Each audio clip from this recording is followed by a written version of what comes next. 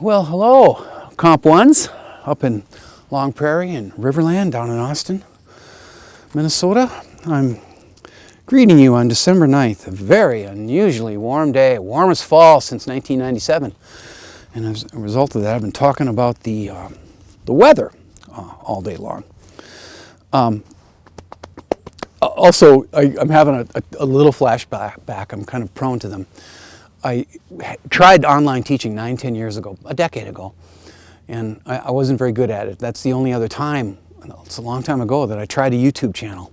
And I looked at some of the vids on that old channel. Some of them have many thousands of views, which is confusing to me.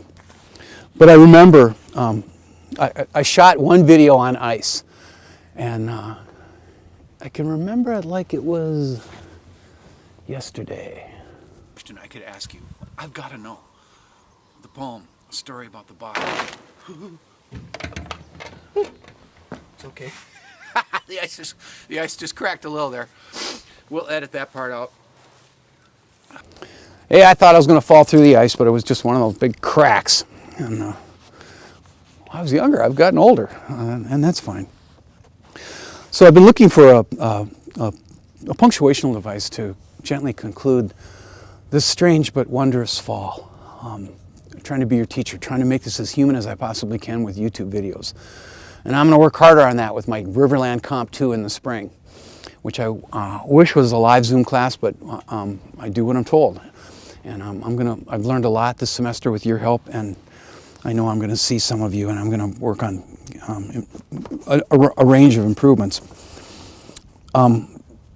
Sometimes I think that the universe is trying to communicate things to me, and I've been walking around scratching my head. Sometimes classes have a crescendo, sometimes they just peter out. And at least this part of our time together, I'm going to end with what I think heaven put in my hands yesterday. I was in my study, the little Zoom room as I created, I'll call it. And I was in a corner that I haven't been in a while. You know how it is. You put your books on a shelf and they sit there for years. Sometimes, unless it's a poetry shelf, in which case it's half of mine are poetry shelves and they're busy. But the novel section of my library doesn't get that much traffic these days. These novels are too long for me at this point. I want to read poetry. And I was reaching for a book that I thought was one thing, and it turned out it was another. And when I pulled it out, a little miracle fell into my hands. Now, I'll put up a pic of this in this little video. I found some music from Stephen Paulus, The Road Home. And you can see from this that it was signed for Jeff, Jesse, Jeff, William, in your home, Michael. That's Michael Dennis Brown, a poet I hosted in my old life. And this is December 2006. This is 14 Decembers ago. I brought that sweet Englishman to my old series, and he read poetry. And that was a hard reading for him because his sister in England had attempted to take her own life the night before. And I said, well, let's cancel this reading. This is too much. You don't have to deal with this. He gave the reading anyway. And I'm holding, what I just showed you was the sheet music for a libretto that he created with Stephen Paulus, who's a very famous choral arranger. And it's just so pretty. It's just a surefire outro. Valerie, if you liked my cute outro the other day, you'll appreciate, and you did, thanks for commenting. You will be made happy by the choral music that we're going to end with today. Ahead of that, we're going to do a few things. I'd like to read a poem to you that I think is kind of Christmassy. At least it has to do with the Blessed Mother. I've showed this book before you, put this book before you, but I've not read this poem.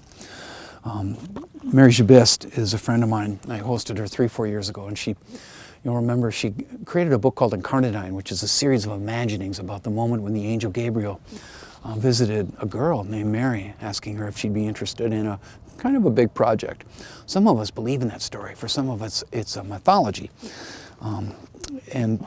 Mary Jabist, of course, wrote one beautiful poem after another in the reimagining of that, and she's a complete atheist who lost her faith in God. I think I told you when her mother died of bone cancer. She's a professor at Lewis and Clark University in the West. So we'll read a poem about Mary. I've got a little review coming your way. I want you to understand exactly what's on the final. And I'm going to reveal that and also give you some preparation for Thornton Wilder's Our Town. And that's why I'm only giving you 2 videos this week, because Friday, I just have the hope that you'll get yourself a cup of tea or coffee and just approach, I think, the greatest play ever written by an American. That's Our Town, and if you live in a small town, that story's going to have something to say to you. So let's do a poem, let's do a little bit of review, and let's call it a fall semester. Mary Gibist, Annunciation, Eve to Ave. The wings behind the man I never saw, but often afterward I dreamed his lips, remembered the slight angle of his hips, his feet among the tulips and the straw. I liked the way his voice deepened as he called. As for the words, I liked the showmanship with which he spoke them. Behind him, distant ships went still. The water was smooth as his jaw. And when I learned that he was not a man, bullwhip, horsewhip, unzip, I could have crawled through thorn and bee, the thick of hive, rosehip, courtship, lordship, gossip, and lavender. But I was quiet as eagerness, that astonished, dutiful fall.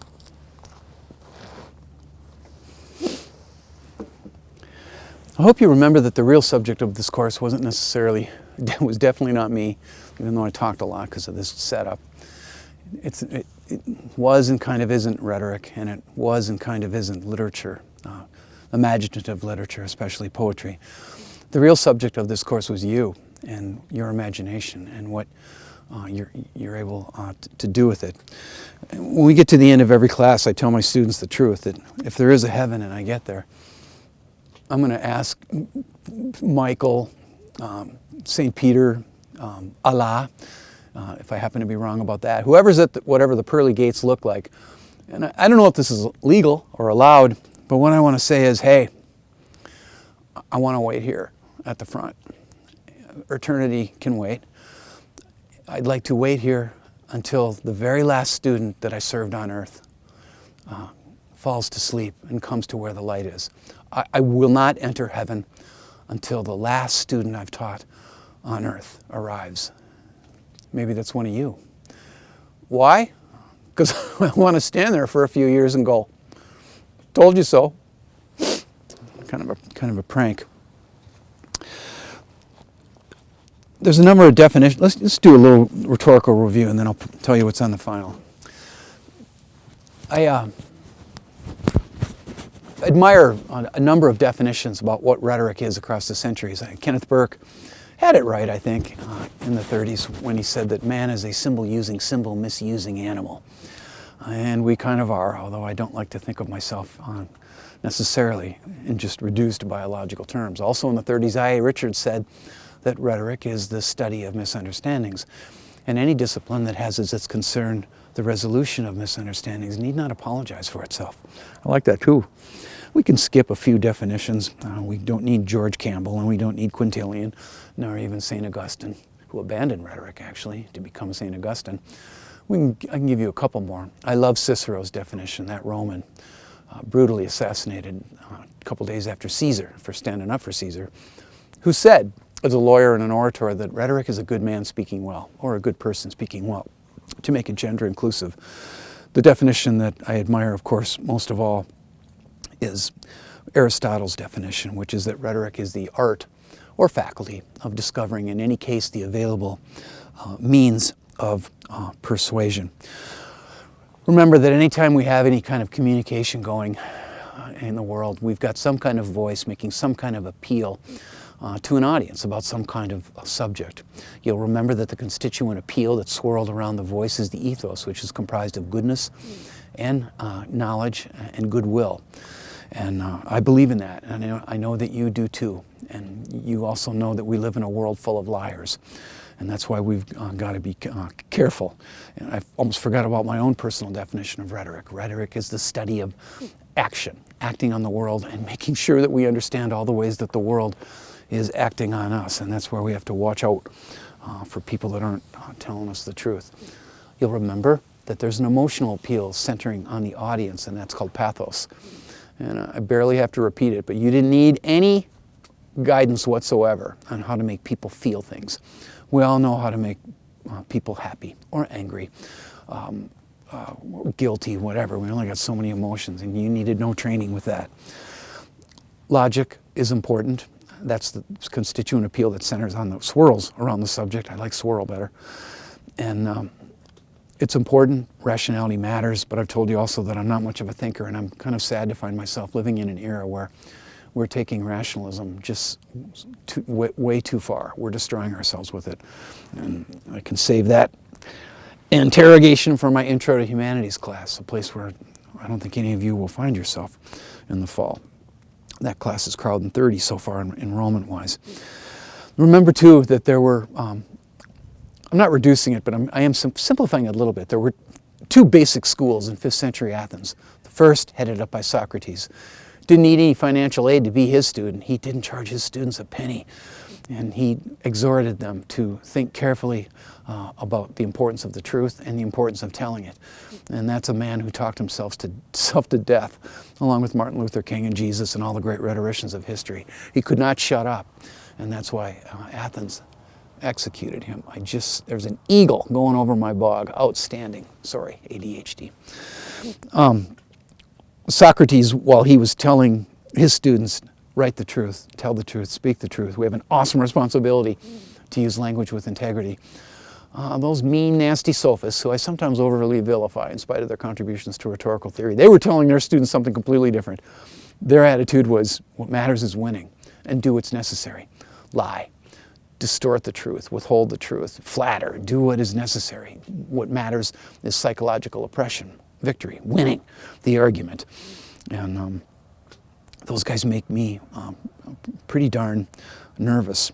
Rhetoric has 5 houses: invention, arrangement, style, memory, and delivery. You'll remember that invention, or inventio, is the creative, imaginative activity of arriving at your topics for whatever it is you want to write or speak about.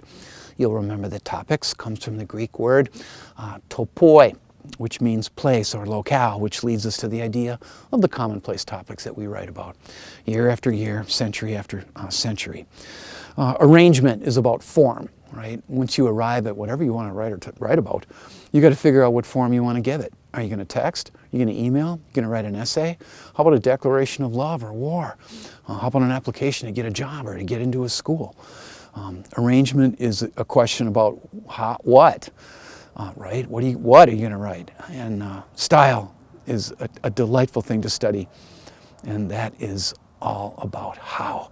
And I, whether it's clothing or hair or vehicles or pontoons, got the greatest pontoon in the world here. The littlest pontoon in the world. I love thinking about style, informal style, formal style, the figures of speech, metaphor.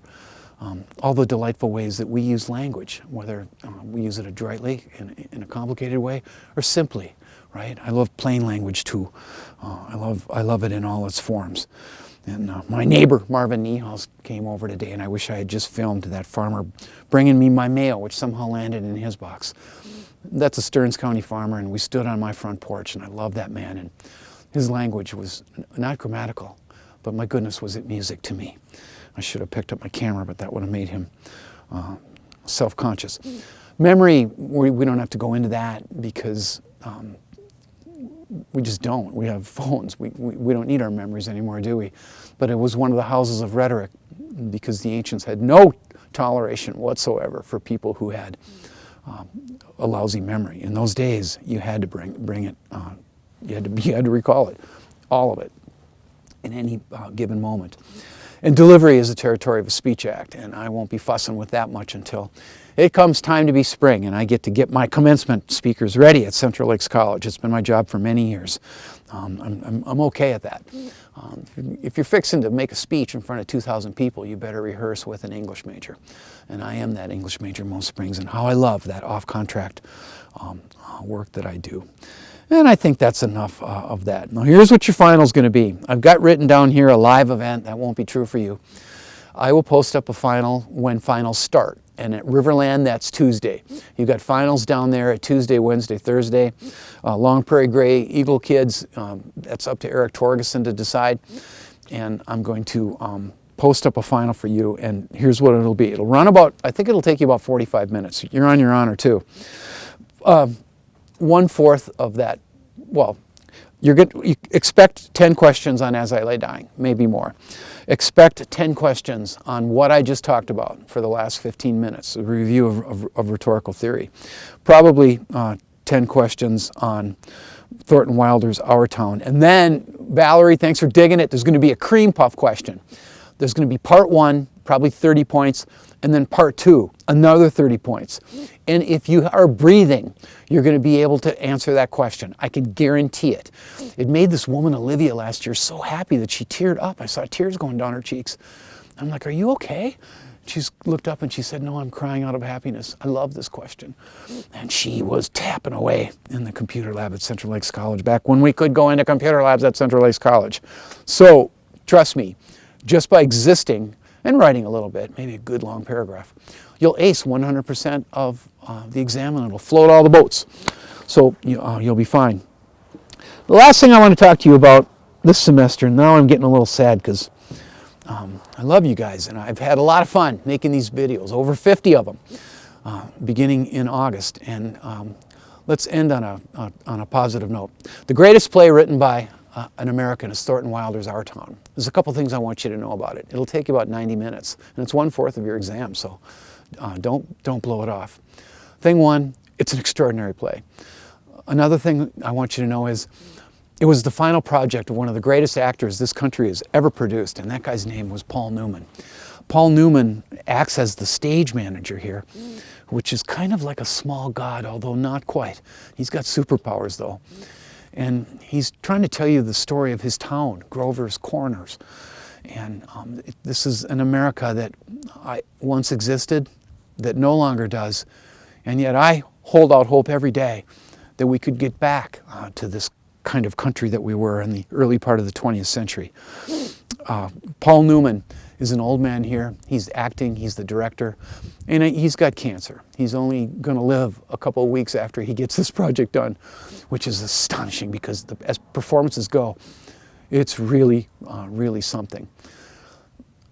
The final thing, as I disappear into a mime act almost, is that there's no props, okay?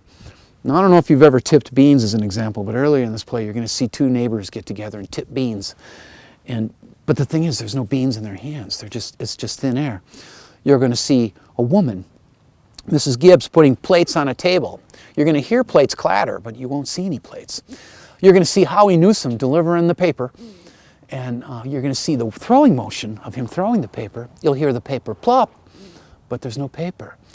At first, it's going to be super weird, and then I can guarantee you, you're just going to forget about it. Thornton Wilder didn't want any distractions at all, kind of like the way Aeschylus wanted things at the Theater of Epidaurus when he was putting on his plays 25 centuries ago, along with Sophocles and Euripides.